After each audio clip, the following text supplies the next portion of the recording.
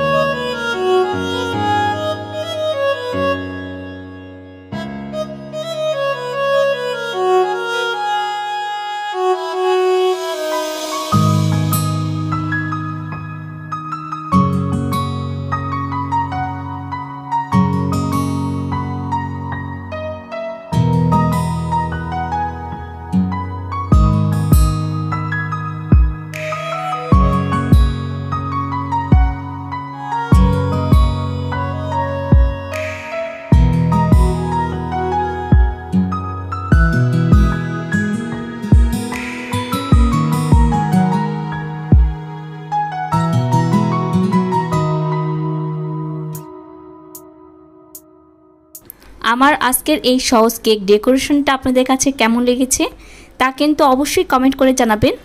আর যারা এখন আমার চ্যানেলটি সাবস্ক্রাইব করেনি প্লিজ আমার চ্যানেলটি সাবস্ক্রাইব করে আমাকে এইভাবে লাইক কমেন্ট করে সাপোর্ট করে যাবেন। আর যারা ফেসবুক পেজ থেকে আমার ভিডিওটি দেখছেন তারা প্লিজ পেজটা ফলো দিয়ে রাখবেন। আজ এই পর্যন্তই, আল্লাহ হাফেজ।